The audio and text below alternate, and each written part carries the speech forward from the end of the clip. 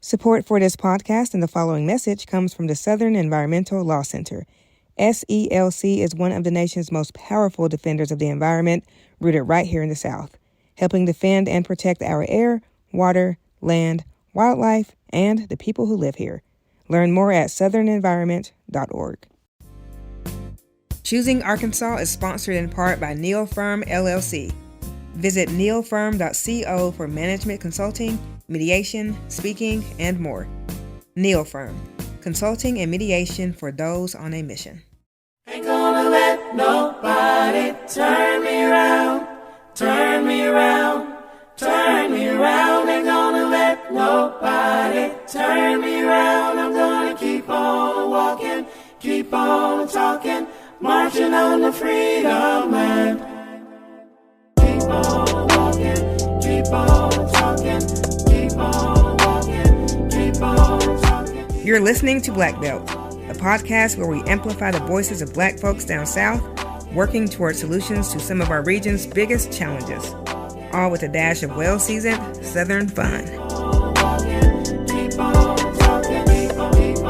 walking, keep on talking, keep on walking, keep on talking, keep on walking, keep on talking, keep on walking, keep on talking, keep on walking, keep on talking, keep on walking, keep on talking, keep on.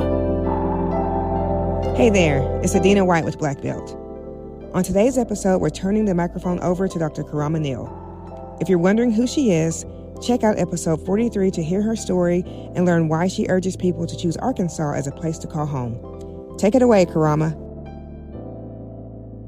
So hello, everyone, and welcome to Choosing Arkansas. We are so pleased to have you here where we share stories to encourage you to make Arkansas your new home. So again, thank you for joining us today. We're very pleased to welcome our guest, Shamim Okolloh, to Choosing Arkansas today. And she is a banker here in Central Arkansas. I'm so excited to learn more about her story of how she came to Arkansas and how she has chosen Arkansas. And as usual, we will let her story really reveal itself in our conversation. So Shamim, welcome. Welcome to Choosing Arkansas. So glad to have you here. Thank you so much. Thanks for having me. This is amazing. Absolutely. We're so pleased to have you as well. So we'll just get right into it. So you were born in Nairobi and you came to the United States when you were 19. And obviously that's a big move and the United States is a big place. And so talk to us about how you made that decision and where you decided to go. Yeah, so I came at 19 and I started off in Pennsylvania, coming for college, attending Slippery Rock University. And that was because my older sister, Ori, was at Pittsburgh University. And so I followed her to the state where I was familiar with. And then about a year and a half later, I made the switch to Georgia. And I remember my English professor, Dr. Kane, when she knew I was applying to colleges in Georgia, she was like, oh, you have to attend Spelman.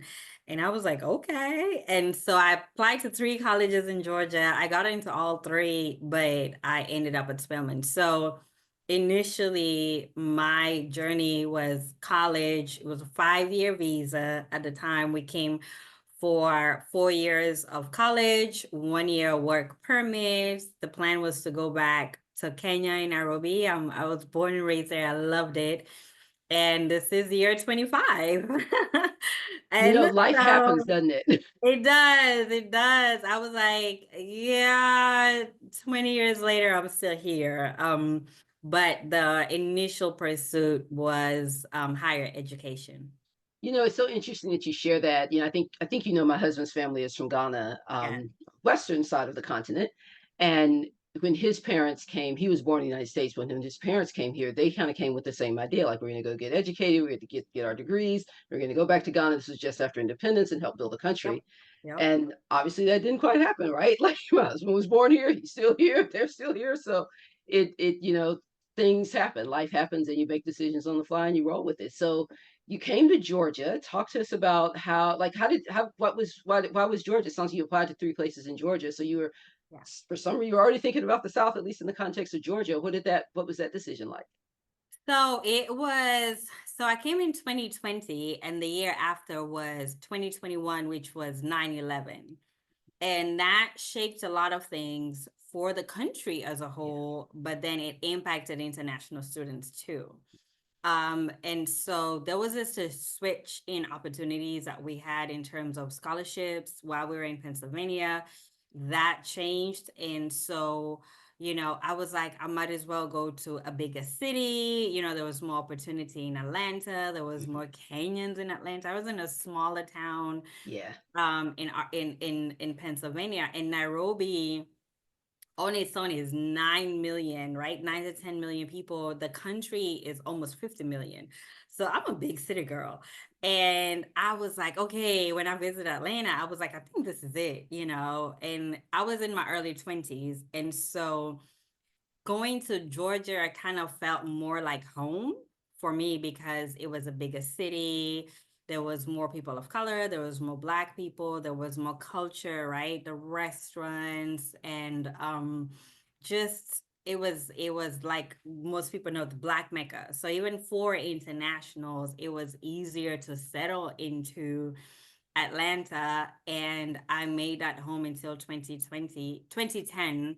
And I loved the experience. I loved, just meeting people from different communities. I attended a HBCU prior to attending Spelman. I did not know what HBCU was, right? A historical Black college. I was just a science major.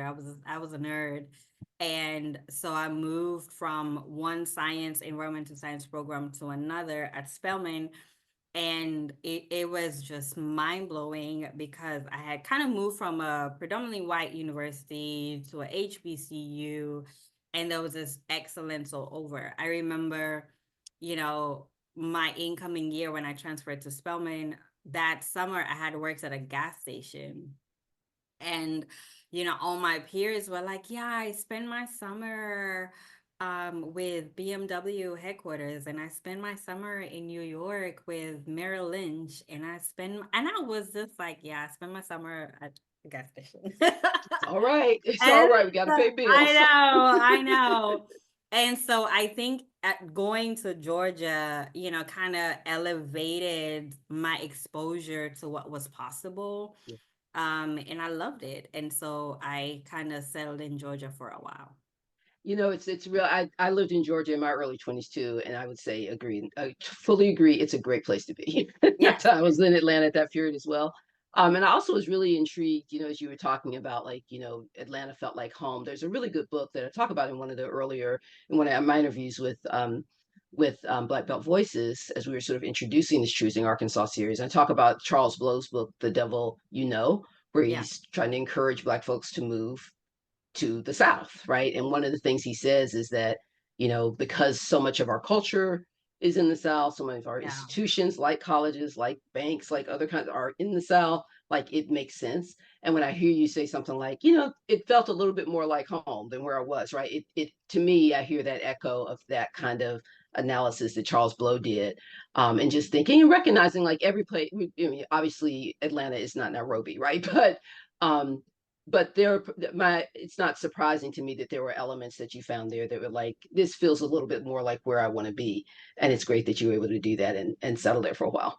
Yes, and we'll obviously talk about Arkansas not being home, but at the time in my 20s, there was like Kenyan churches that had service in Swahili. Yeah. And there was restaurants that you could go to that was serving the food. There was parties that the DJ was Kenyan. Yep. And so I was young, so we would party till 5 in the morning to like Lingala, and at the time Afrobeats that everybody knows now. And we would leave and there's somebody selling samosas and Kenyan food at the back of the truck. And so it felt comfortable for Yeah. me because I was around my people. But what I didn't realize until later, and that it boxed me in, Mm. it kind of was paralyzed me into just being in this box. And so Mm. although, coming from where I was coming from, it was amazing to be around, a city that had over 10,000 Kenyans, and I was just happy. But with time, I was like, yo, maybe this isn't it. You know, it was great in my 20s. Had a lot of fun, had a great experiences, lifelong friends. But at some point, I outgrew that, and I knew for what I wanted to pursue, and what was nagging in me was not in Atlanta.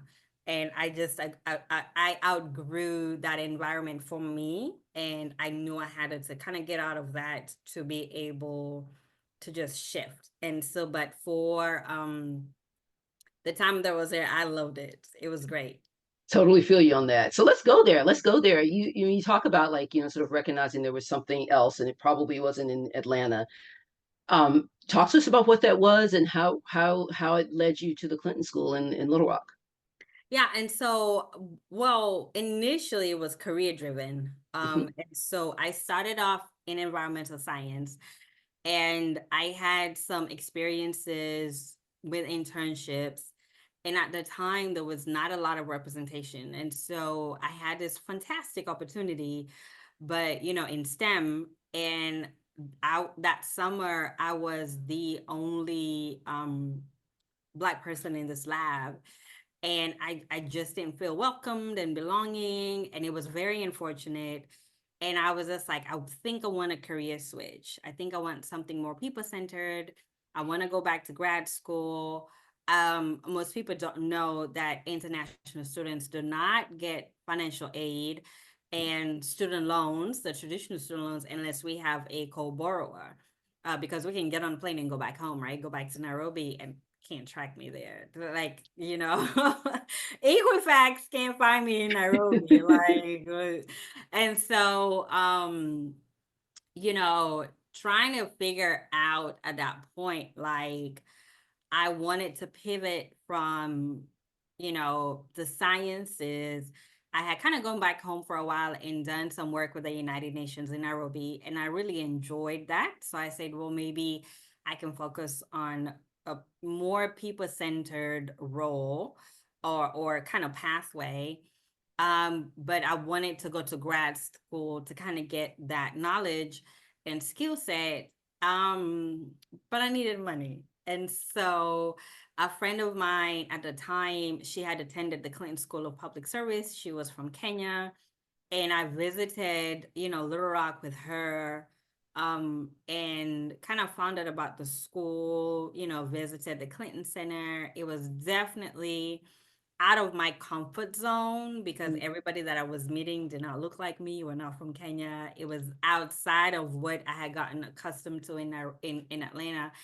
And I was like, this is very different, but this is probably what I need to get out. And at that time, I was also kind of exiting a marriage. And so I knew that I did not know anybody in Arkansas.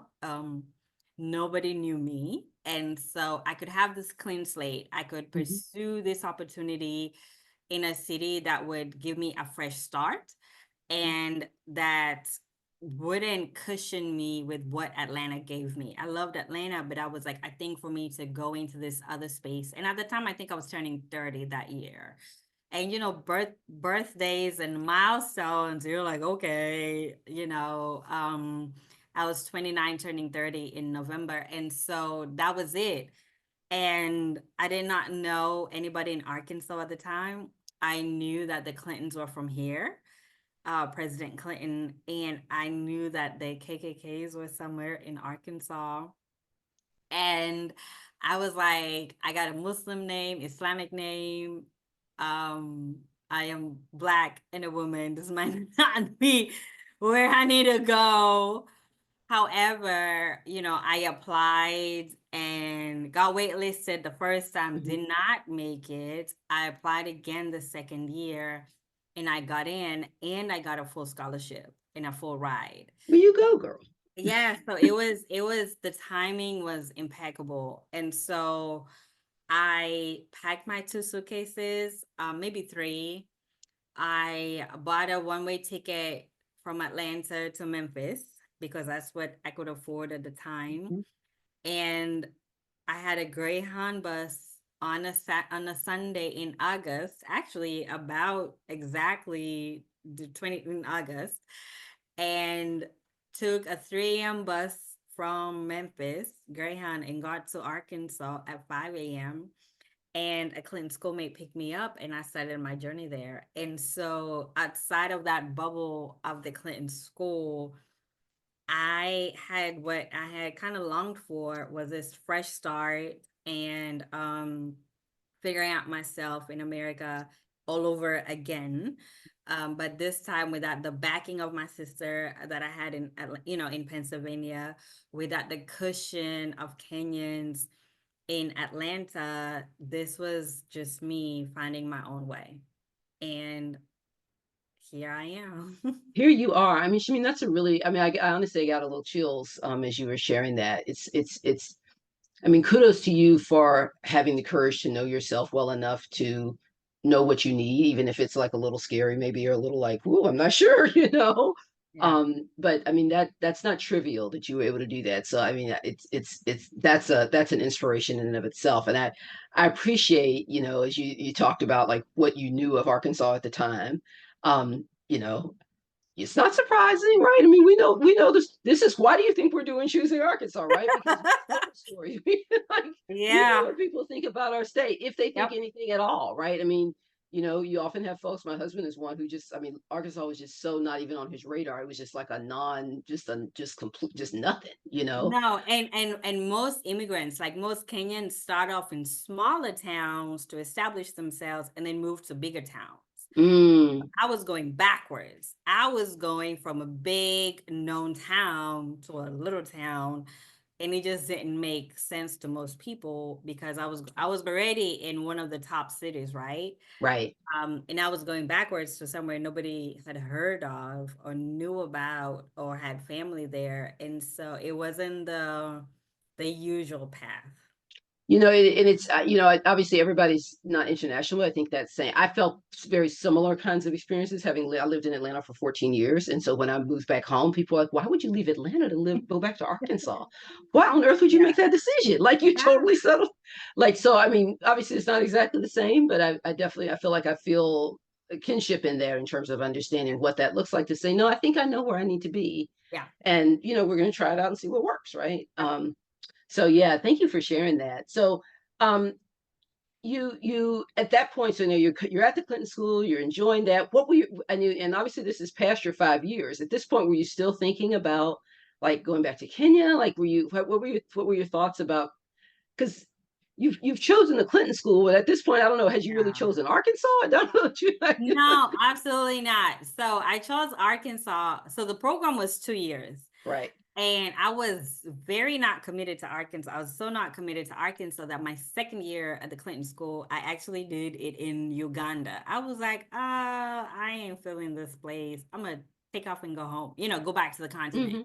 and figure out because that was what I had initially wanted. And I would be like, that's an easy off ramp to go back and spend some time with doing some work with Heifer International in Uganda, which is right next door to Kenya.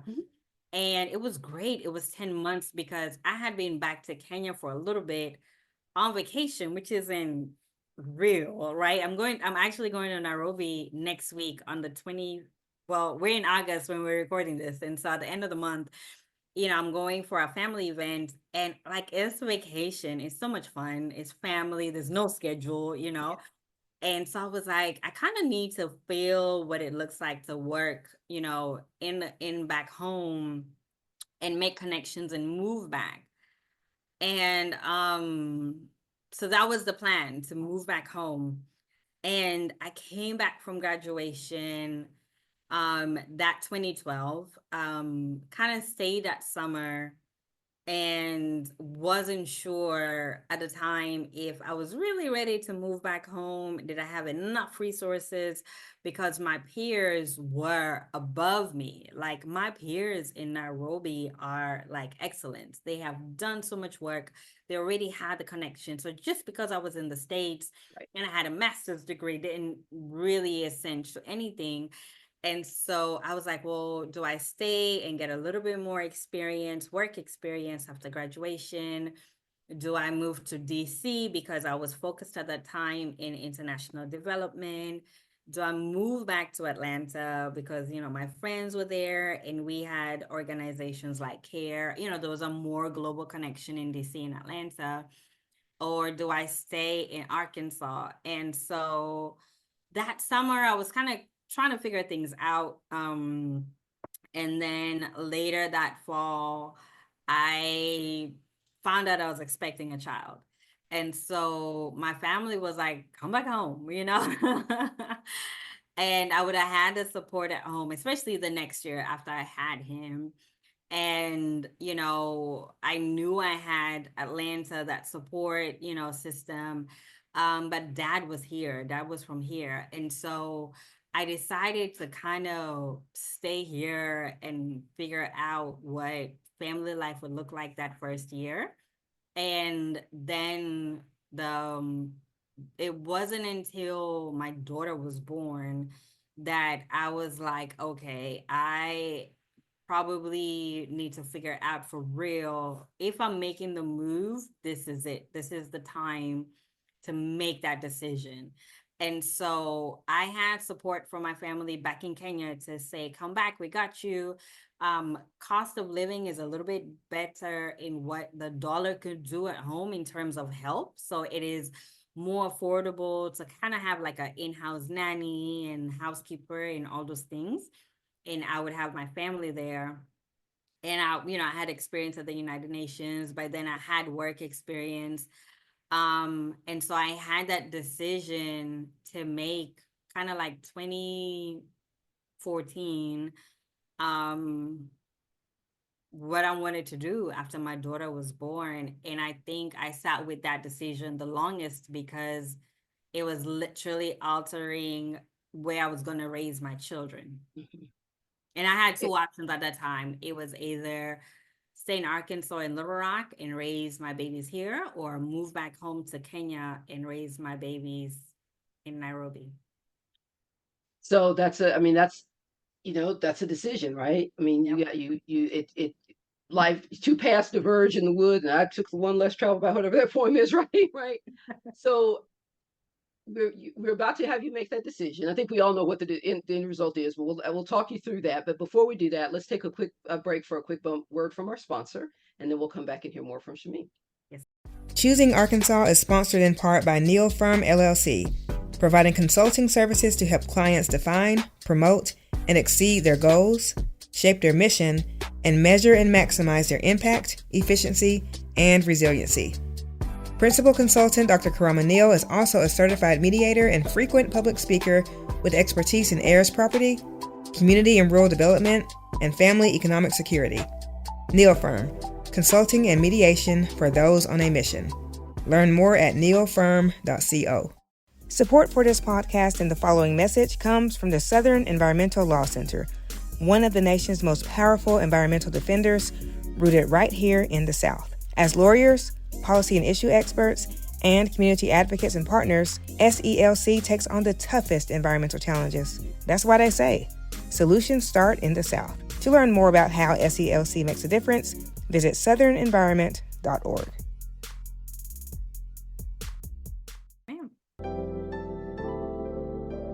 Okay, well, welcome back. So glad to have you back. And when we left, we were hearing from Shamim about a choice that she had to make. And so talk to us about that choice and how you made it. Yeah, so I made the choice to stay. I made the choice to stay in Arkansas, stay in the US, and make Arkansas home, because then if I was staying in America, it was like Atlanta or Arkansas. Just in terms of Atlanta and the East Coast had more opportunities and it's bigger city, school systems, or more diversity, or stay in Arkansas. And I made the choice to stay in Arkansas and raise my children here. And that was, at the time, a hard decision, but also in my heart, like in my gut feeling, it just made the most sense. So it was easy. I think it was hard in my head because I am so passionate about where I'm from, right? Nairobi in Kenya, and I know what the continent has to offer. But I had to kind of make a decision, not as Shamim, the individual, but as a mother, and look at what was best for my children. And so, we were co-parenting well with their dad, and I knew it was important for them to have him in their lives and him, be able to attend recitals and the things that would be hard in Kenya, like you would be sending a video. And so moving back to Kenya would have been easy for me as a parent in terms of logistics and help. But being in Arkansas was best for the children because they would have both of us here and they would have their dad here. And at that point, I think it was then, if I'm putting my roots here, one thing I did not have at the time was a village, which I had by default in Kenya. And so I was like, well, let me get myself together. Let me figure out a village and a support system for my family. And that's when I kind of made the decision to buy a home, started looking into home ownership. I am a banker now, was not at the time. I was in nonprofit, working, but being food insecure, working full time. And so, I was on WIC and food assistance programs. And I think that was one of the things too. It was like, we did not have the safety net programs in Kenya, and so here I was like, man, no matter what happens, I can always get SNAP, right? I can always get on WIC. At the time, I had, Arkansas Medicaid that covered health insurance for my children. I did not use it, but I knew there was daycare vouchers and different things. And so, in terms of the resources and the assets I had, I was like, I'm work towards it, but if I needed, like I needed at the time, there was provision for help and support. And it wasn't even my own immediate family. Mm-hmm. And so I kind of got myself together, attended first time homebuyer class here in Arkansas, at the time. And this is because people were watching and I am a banker at heart.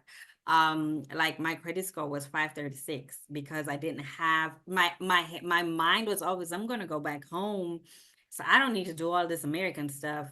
And so I didn't have any credit cards, which means I didn't have any debt. But it hurt because I didn't have credit history. And so because I was never attached to America, I was like, I'm gonna go back home. And I don't want, Navy SEAL coming out talking about, girl, you owe Capital One some money, so come back. And so anyway, so I had no debt, which is great. But I had to start establishing a village. I had to start establishing my financial footprint, and that took a while, but I knew that was what I wanted for my children. And so got my finances together, got, lender ready, bought off my first time home, which is where we are today. I qualified at the time for the first time home buyers, down payment assistance. And when I bought the house, is when I was like, okay, maybe I need to pay attention to elections, and maybe I need to start paying attention to like local politics and school zones and all of these things that was never in my circle because I was only coming here for grad school. And so that was an interesting transition, 2015, 2017, in just, I had started afresh in 2010 when I moved here for grad school, but now I was laying my roots and my grounds here and understanding the school board and what was going on and opportunities, and it just seemed all afresh again because I was looking at it from the lens of a parent who has made the decision to raise my children in Arkansas, right? They were born in Baptist Hospital. And when I bought my house, when I closed that October, I moved in with no furniture because I didn't want any debt. And so, my kids remind me that they didn't have beds for 3 months. And I would put a kanga, in Kenya, we have the Yeah. lesos. So I would lay it on the floor in the living room with pillows, and they would sit there and lay down and watch the little TV that I had. But I was so proud because I had achieved this American dream of being a homeowner. And I think that settled me physically in Arkansas, but it settled me also mentally, right? My heart, my mind, my soul, everything was like, okay, this is home for real, for real. And I put my children in a school, I had to make that decision about where they went to school. And we were so fortunate to connect with families that we're now lifelong friends together, and we travel together. Our kids are kind of like cousins because the three families are not from Arkansas. So my one friend is from California, one is from Chicago. We're all raising our kids here. And so even if my children's cousins are back in Nairobi, we had some sort of informal family structure that we created very intentionally, but very fortunate that it worked out because I didn't know where to start. And so so that was it. That was that decision in 2014 that I had to make. And 10 years later now, 2024, I am here and thriving. It's really good to hear you say that word "thrive," right? I mean, it's especially when you come in, you're like, "I don't know about this place, the KKK in one place, like, maybe some rice farming, I don't know what's going on," right? And I think it is, I mean, I've seen similar kinds of things with my husband, honestly, Yeah, right? And others who and and it's just nice to hear you say that, like, you give it a little time, right? Take a yes, little time, look at it for what it is, meet people, right? yeah, Engage with folks. I really also appreciate you sharing how, you know, as you were making that very intentional decision, what that meant for how you became, frankly, very civically engaged, right? Like, yeah, what does it mean for me to l- understand where my school zone is, and how do I need to vote, and what do I like? All yeah, those kinds of things that really come from like saying this place matters, and my place in it matters. It matters for me. It matters for my kids. And so, how do I make it? How do I engage in it? yeah. To ensure it's still there. And so I really appreciate you sharing that story. Thank you. Thank you. So I'll share a little, say a little bit. I remember as I was reading and preparing for this, I read somewhere that you talk about your approach to work as a public servant. You approach your work as a public servant with a passion for social change. So I wonder, sort of maybe even building off the civic engagement piece that you just talked about, how has living in Arkansas helped you manifest that service and that passion for change? Yeah, and it has taken time. And I think it wasn't until probably, like I say, the 2015, 2016 window, when I kind of bought the house and got settled, and I was working with a local nonprofit at the time and traveling to different parts of the state, and kind of realizing what I thought Little Rock lacked compared to Atlanta. Once you go to Helena or to Duma, went to smaller towns, you're like, whoa, we got the resources, actually in Little Rock. And looking at things from an equity standpoint, and just realizing that we were so much more blessed here in the state, but not other parts of the city had it. But then also, I think in terms of which is, you're one of those people that I've mentioned this to Karama, attending and hearing about the unbanked and underbanked and what was going on in terms of resources and the Black community and Hispanic community, and 630 12th Street corridor, like all of that, and saying, okay, I have this role, I have this profession, and I'm serving this demographic that is also getting hit by health equity issues. It's also getting hit by academic or educational equity issues, financial, there's all these gaps that is really the same kind of demographic that all these people are kind of working towards. And I have access to this folks, right, through my previous work in food banking. And so what am I going to do with it, you know? And so that piece tied in with my education and background in, you know, public service as a Clinton School alum and getting all that skill set matched kind of easier with me working in nonprofit. However, 2020 happened, another milestone, kind of like when I turned 30.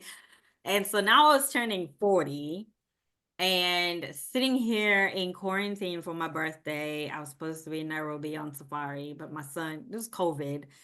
His class was sent to quarantine, and I was just sitting here and like, man, what am I gonna do? But then in my 40s, like when I was kind of doing that, I said, I think I want change. I wanted something that would push me again out of my comfort zone, but I could do work in a very non-traditional manner for me, right? Because nonprofit was easy. We're already serving the community. But I think with that exposure to kind of like the bank on community and the banking community, and realizing that there is this corporate entity that is coming together and wanting to serve these same folks that the, you know, nonprofit world is working with, that the city has initiatives for, the state, you know, all of these folks together. And so kind of like with Atlanta, I was already very comfortable in the nonprofit world. I could do that work with my eyes closed. But when I turned 40, I was like, well, let me make the switch to corporate and still try to serve the community from that public service lens. And so I am a banker now in corporate America, and I serve, right, as a community outreach officer. I serve that same community that is underserved, tends to be food insecure, and I serve them with access, you know, to credit and housing and business information, and I can be an advocate for a corporate entity, right? Who would have thought that as a banker, I can see myself as an equity and finance advocate, advocating for the community to the bank, but also advocating for the bank to the community and saying, no, no, no, no, no. You were not told no because of the color of your skin. You were told no because your credit is at 540. You know, like this isn't racial anything. This is let's Mm-hmm. work, let's work you to be lender ready. Yeah. And I can be that bridge and that gap and serve, you know, both mission and margin, you know, for the bank. And so I think my background in nonprofit and my training, you know, as a public servant, I can take that, you know, and then we hear that banks are very systemic, right? The racial issues are system wide, and how can I play my role in shifting that dynamic and bringing in social change? And so I believe for me that was easier to do in Arkansas compared to if I Mm-hmm. was in a bigger state. And you know, I tell people that it's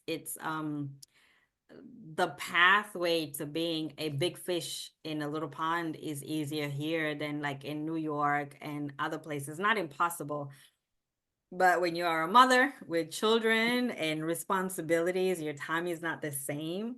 And so I have been able to make just very meaningful connections in Arkansas, make have great mentors in Arkansas, and great opportunities that have kind of been a stepping stone to everything I've been able to achieve. And so, you know, I am a published author now. I wrote a book, you know, with my son who's 11 about banking because of that, because I was able to see a gap in the society and a lack of women in banking and commercial banking or even in C-suite, and take that social issue, but look at it from a very business practical point that we just need more girls Mm-hmm. exposed to early careers in banking.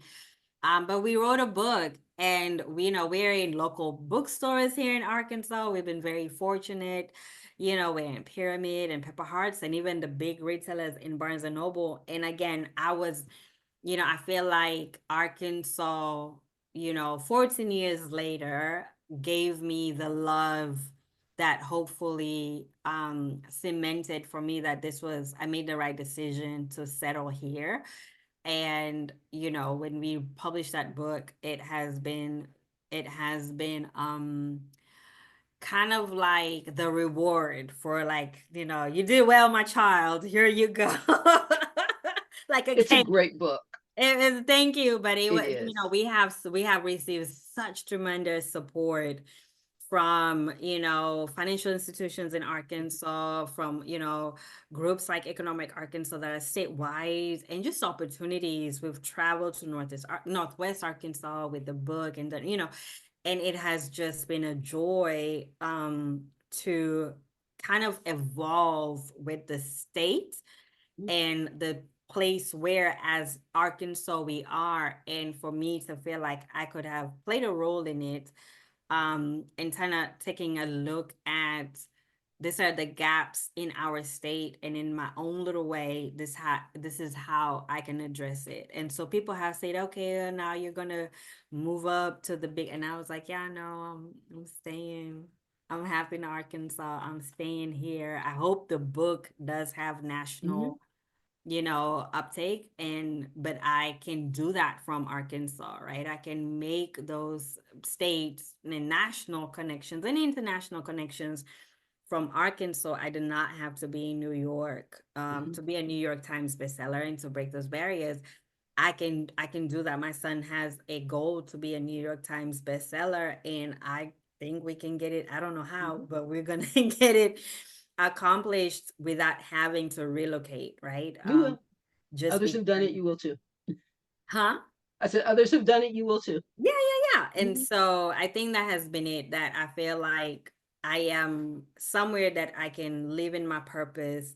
I can contribute back to the community that has been so good to us, and be successful. As you say that, you tell that story, it reminds me of what I call the small state advantage, right? And I think one of the advantages is sort of the world of relationship, and Yeah. the fact that, in part because it is a small state, you do know a lot of people. Yep. You're not going to find everybody who's doing the same, because there's not that many of y'all. So you have to branch out and meet different people and do different things. And some of those folks might inspire you to do things like write a book, or, I mean, I can certainly point to things in my life that I never would have it wouldn't have crossed my mind to do if I were still living in Georgia. I'm 100% sure of that. Like, it would not have No, done, it it would not doesn't. have happened. No, it doesn't. And like later this year, I am a co-chair for the Women's Foundation of Arkansas. They are part of the purse. I remember when I attended that event, I was an intern, and our VP at the time where I was couldn't go. And so I had her ticket, and I went, and I was blown away. But I was just like, oh my, I was very intimidated attending. I didn't know anybody in the room. Like, I was an intern, nobody. And now, I am chairing or co-chairing the same event that I walked in, and there's 1,000 women in the room. I didn't know anybody. I was intimidated, barely probably spoke to anybody, just ate my little food, saw it, and took off. And, in that short amount of time, I'm having this opportunity to rally other women, right, together with the Women's Foundation of Arkansas, and represent the work they're doing here at the state, and so many other opportunities.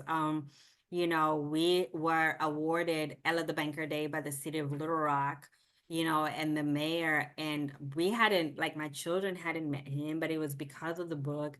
And forever, we have that designation of, Ella the Banker Day with the city of Little Rock. That the proclamation Yep. hangs in our living room so we can walk by it and be like, oh, It's wonderful. Yeah. we have something from them, and I mean, it has just been so incredible, and we've put in the work, and so this did not happen overnight. But it is those meaningful connections and people who believe in our dream and kind of walks hand in hand with us. And it has been a joy, but you're right.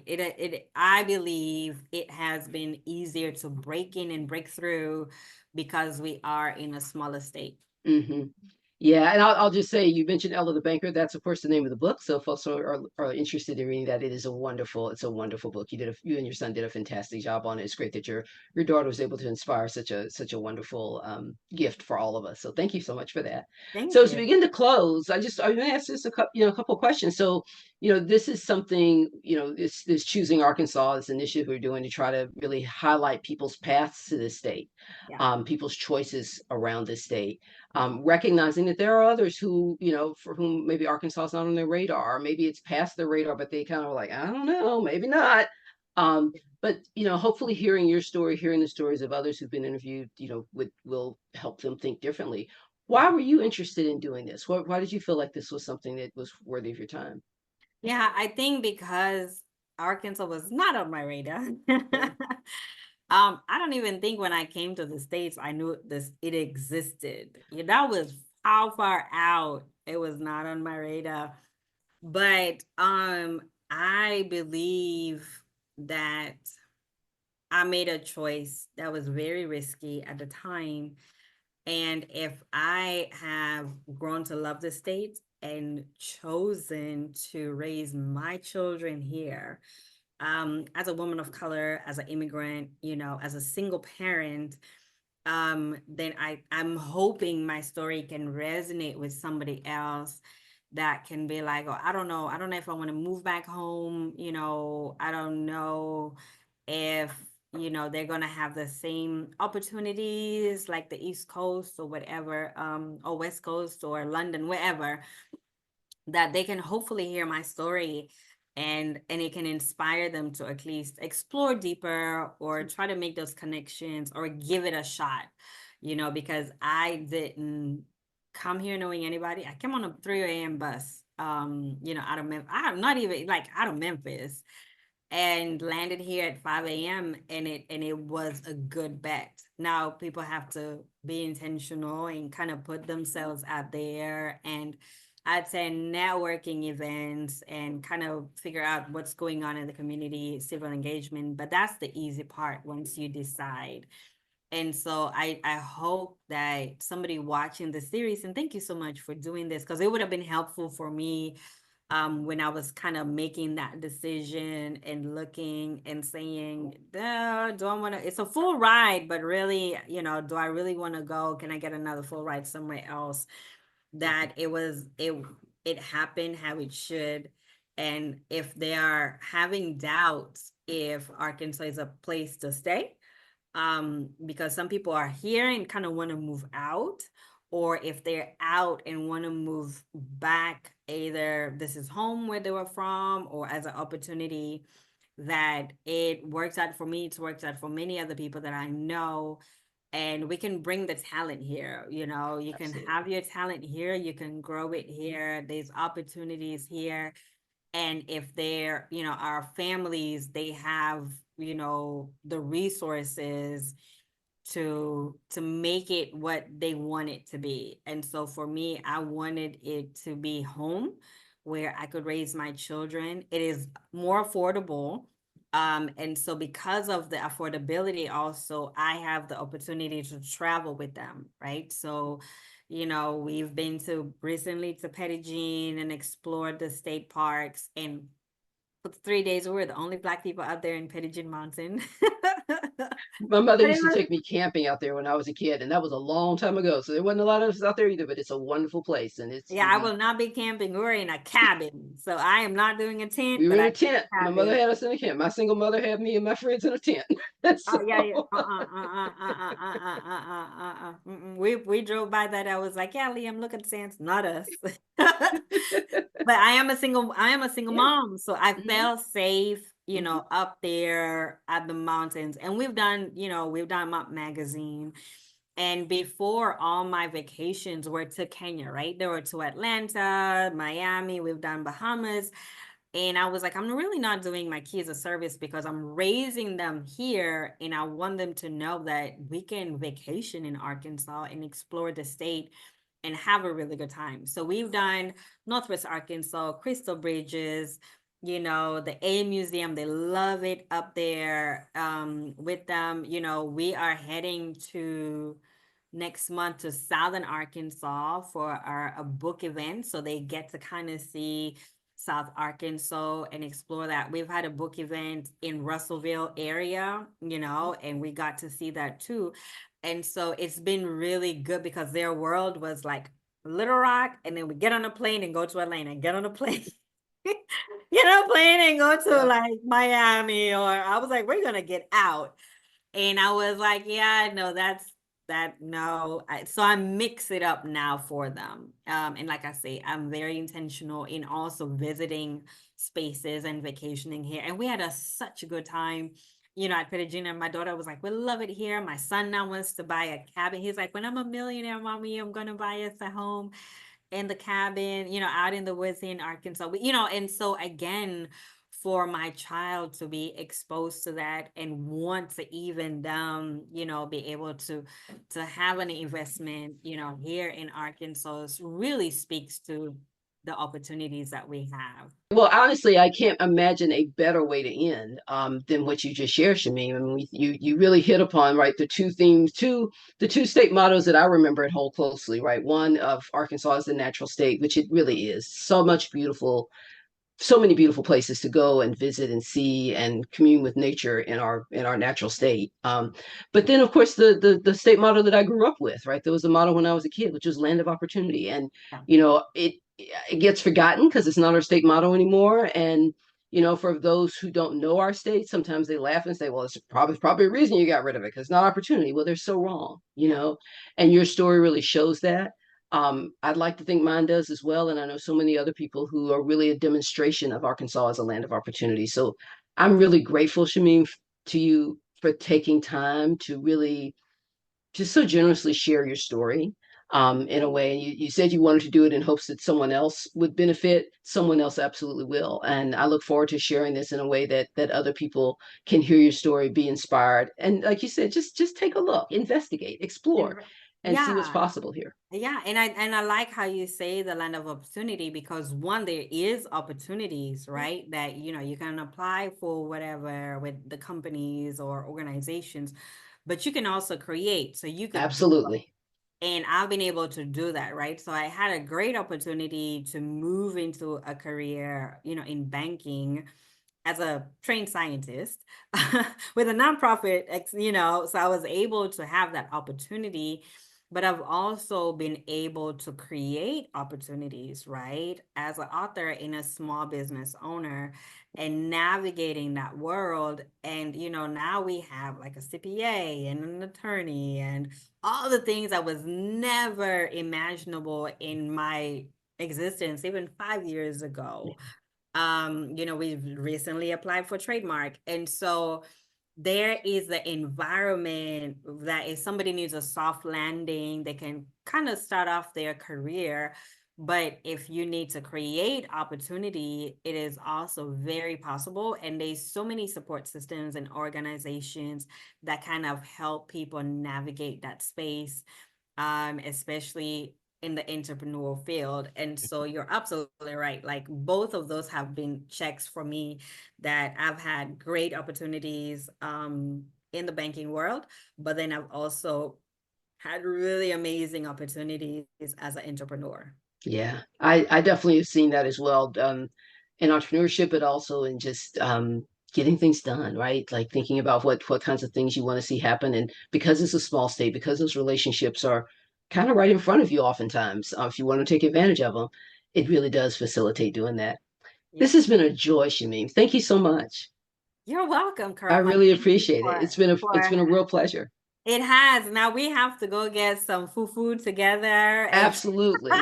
Absolutely. And I Some tell chapatis and a people, bunch of other stuff too. So yeah, I was like, you have to have pilau, which is the other side of jollof, all right, for East Africa. But yeah, this has been a joy. And just personally, you are one of the people that I so admired as I was transitioning, that opened really my eyes to the equity and up and what can we do to kind of shrink that racial wealth gap, whatever gap, And I remember hearing you speak, and I was like, man, that is a president of a bank, like, and this is a woman, and woo, in a room. And so it is from older Shamim that was a girl fan when I first heard you speaking, to be able to be a guest with you. And I guess that's the whole point of this, is I listened to you at a convention or convening when I was still in the nonprofit world, and here I am sharing this space with you, to get, as intimidating as that was back then, to have this space to share with you, to feel like a peer, somebody that have admired your journey.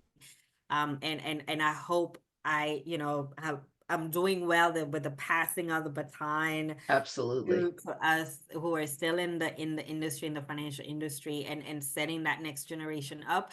And so I just kind of want to say thank you to you, to this being amazing asset and a gem to the state, to women and Black women, for everything that you're doing to keep the stories alive, and to encourage others to see what we know to be true. You're so kind, Shamim. It's so kind of you to say that, and I really, really appreciate it. It's one of those things where you try to live your best life, and you don't necessarily know who's looking, and that's part of the reason you try to live your best life, right? And so Yeah. I so appreciate that whatever was said and what the things that were done as we were doing Bank On and doing all those kinds of things, that resonated with you in a way that has clearly had so much impact in your life and the life of your children, and the Yeah. work that you all are doing, the contributions that you are making to not just the state, but to the country, to the world. Thank you. We're grateful to have you here. We're so glad that you chose Arkansas, and we're so glad that all of you who are listening, who are watching, have chosen to spend this time with us. Yeah. We welcome your comments. Please reach out to us at choosingar@gmail.com, and we do hope you will listen, and share and comment, and choose Arkansas to make Arkansas your new home. Thank you all so much.